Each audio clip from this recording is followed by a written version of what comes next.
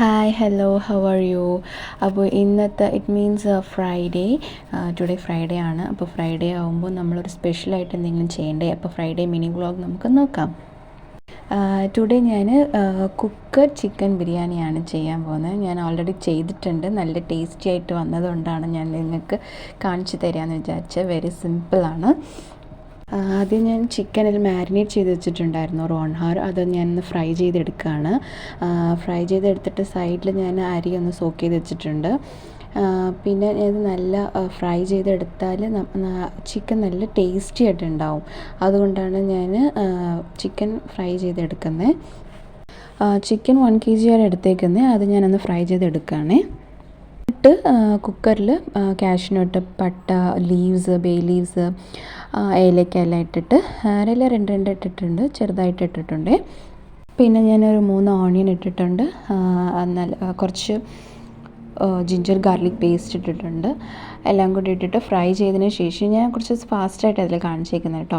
അപ്പോൾ തക്കാളി 2 എണ്ണം, പച്ചമുളക് 4 എണ്ണം, പിന്നെ കേർഡ് കുറച്ച് ഇട്ടിട്ടുണ്ട്, 1 സ്പൂണ്. എല്ലാം കൂടി ഇട്ട് ഫ്രൈ ചെയ്തതിന് ശേഷമാണ് മല്ലി, പുതിന ഇല, പിന്നെ ലെമൺ ജ്യൂസ് എല്ലാം കൂടി ഇട്ട് ഞാനൊന്ന് തിളപ്പിക്കാൻ വെച്ചിട്ടുണ്ട്. സൈഡിൽ മോനിക്ക് ഈ ലെമൻ്റെ ജ്യൂസ് നല്ല ഇഷ്ടമാണ്. അപ്പോൾ അതൊന്ന് ടേസ്റ്റ് ചെയ്തുകൊണ്ടിരിക്കുകയാണ്. അങ്ങനെ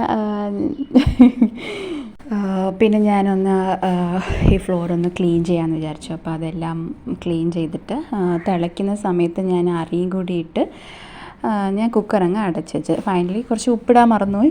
ഒന്ന് കുറച്ച് സാൾട്ടും കൂടി ഇട്ടിട്ട് ഞാനൊന്ന് അടച്ച് വെച്ചിട്ടുണ്ട്. ഈ സിമ്പിളാണ്. കുക്കറിൽ ചെയ്യുന്ന ബിരിയാണി അത്രയും ദമ്മിടണോ അങ്ങനെയൊന്നുമില്ല. അപ്പോൾ അത് ഞാൻ പെട്ടെന്നങ്ങ് ഉണ്ടാക്കി. എന്നിട്ട് നമുക്ക് ചോറും കറിയും വയ്ക്കാം. പക്ഷേ ഈ പാത്രം കഴുകുന്നതാണ് ഭയങ്കര പാട്. അപ്പോൾ അതെല്ലാം കുറേ അങ്ങ് കൂടി എല്ലാം കൂടി അങ്ങ് ക്ലീൻ ചെയ്തിട്ട്, അപ്പോൾ ദമ്മെന്ന് പറയുമ്പോൾ 5 minutes നല്ല ഫുൾ ഫ്ലെയിമിൽ വെച്ചിട്ട് ഞാനങ്ങ് അടച്ച് വെച്ചിട്ടോ. പിന്നെ ഫ്ലെയിം അങ്ങ് ഓഫ് ചെയ്യണം. പിന്നെ ഒരു 20-25 minutes കഴിഞ്ഞിട്ട് നമുക്ക് ഓപ്പൺ ചെയ്ത് നോക്കുമ്പോൾ ഇതുപോലത്തെ നല്ല ടേസ്റ്റി ആയിട്ട് ചിക്കൻ ബിരിയാണി റെഡിയാവും കേട്ടോ. അപ്പോൾ അങ്ങനെ എല്ലാം റെഡിയാക്കി ക്ലീൻ ചെയ്ത് ചിക്കൻ ബിരിയാണി ചെയ്ത് കിച്ചണൊക്കെ ക്ലീൻ ചെയ്ത് എന്നിട്ട് ബിരിയാണി കഴിച്ചിട്ടൊരു സ്വീറ്റ് കഴിക്കണമല്ലോ. അപ്പോൾ ഞാൻ ഒരു ബട്ടർ സ്കോച്ചിൻ്റെ ഒരു ഐസ്ക്രീം കഴിക്കാമെന്ന് വിചാരിച്ചു. അപ്പം ഞാനും മോനുമൊക്കെ കുറച്ച് നേരം കഴിച്ചിട്ട് കുഞ്ഞു വാവയ്ക്കും കൊടുക്കണ്ടേ. അപ്പോൾ ചെറുതായിട്ട് അവനും ഒരു ഐസ്ക്രീം കൊടുത്തിട്ടോ.